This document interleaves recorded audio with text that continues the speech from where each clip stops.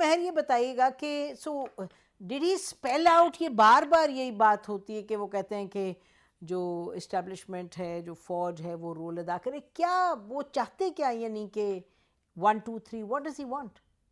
Early election, that's what he want. اچھا، that's دیکھیں آل. ہمارا یہ ہے کہ ہر سیاسی جماعت کا نا اس کی ذرا ڈیفینیشن جو ہے نا یہ بڑی فلیکسیبل ہے.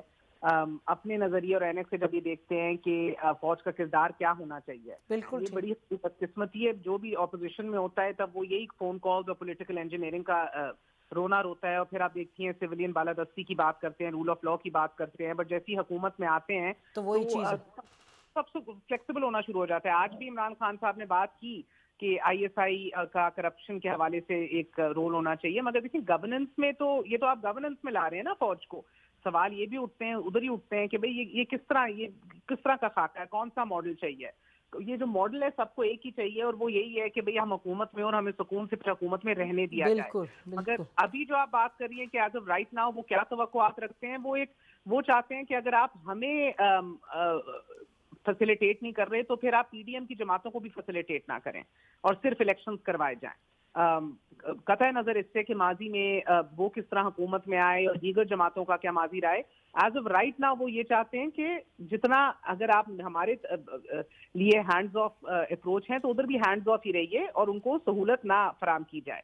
اب انٹرسٹنگ بات ہے کیونکہ دیکھیں نا یہ تاثر یہی بنتا ہے کہ جب بھی وہ تنقید باجوہ صاحب پہ کرتے ہیں وہ ایکچولی کر ادارے پہ رہے ہیں، بیکاز ادارہ تو اپنے کسی بھی جنرل کو یا چیف کو بالکل نہیں، بالکل صحیح ریٹائر بات ہونے ہے. کے بعد بھی ڈسون نہیں کرتا. دے اون اٹ. وہ آپ نے سنا ہوا ہے نا، کما دینوں تے سناوا نونوں، تو وہ ادھر ہو رہا ہے اور اس کا فلیک وہ برداشت کر رہے ہیں، ان کو بھگتنا پڑ رہا ہے. یہ بات جتنی جلدی وہ سمجھ جائیں ان کے لیے بھی بہتر ہے. But it's a narrative. اب ایک بیانیہ ہے اینٹی اسٹیبلشمنٹ، واقعی اس ملک کے اندر کوئی نہیں ہے. اس ملک کے اندر صرف آپ اینٹی اسٹیبلشمنٹ اس تھوڑے سے عرصے کے لیے ہوتے ہیں جب آپ اپوزیشن میں ہوتے ہیں، اونلی فار دیٹ. اس کے بعد پھر الحمدللہ سب میریکولسلی ون پیج پہ آ جاتے ہیں. آسمہ شیرازی مل کے آئی ہیں نواز شریف صاحب کو، اور مہر بخاری مل کے آئی ہیں ابھی عمران خان صاحب کو، اور ہمارے ساتھ افتخار احمد صاحب بھی ہیں. چلیں جی مہر، ویلکم ٹو دا شو. ذرا ہمیں give us a run down your reading of the situation as how Imran Khan sees it. Thank you Naseem, always a pleasure being on your show. Khan sahab بڑے واضح طور پہ ریلیکسڈ اور اچھے موڈ میں لگ رہے تھے، اینڈ انڈرسٹینڈیبلی سو. تو اس لیے آپ نے دیکھا ہے کہ 48 گھنٹوں میں اتنی ہنگامہ آرائی اور اتنے ان ایکسپیکٹڈ شور مچائے. 24 گھنٹے میں انہوں نے 2 بڑی کامیابیاں جو ہیں وہ حاصل کی. ایک تو عدد پورا کیا جو کہ لگ رہا تھا کہ نہیں پورا کر سکیں گے، اس کو آج انہوں نے اپنے ورڈ میں ایک سرپرائز کو قرار دیا ہنستے ہوئے. اور دوسرا آپ نے دیکھا پھر پرویز الہی سے سمری پہ دستخط بھی کرا لیے. تو بڑے اچھے موڈ میں تھے، ریلیکس تھے.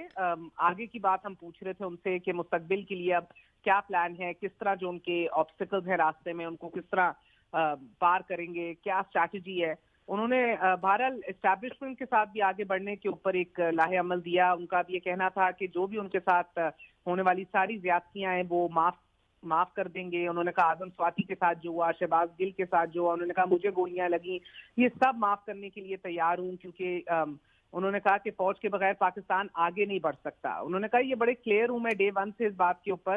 میں کبھی بھی ادارے سے ٹکر لینا نہیں چاہتا تھا، نہ ہی ابھی بھی لوں گا. میں اس میں بلیو نہیں کرتا. میری اشخاص سے مسائل تھے جو میں پوائنٹ آؤٹ کر سکتا ہوں.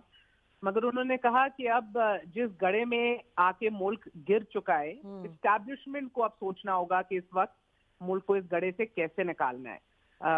انہوں نے بہرحال ایک یہ بات کی کہ بڑے واضح تھے اس بات پہ. It was good to hear it again کہ جس نے پاکستان چلانا ہے، انہوں نے کہا کہ وہ اداروں سے لڑ نہیں سکتا، نہ ہی لڑنا چاہیے.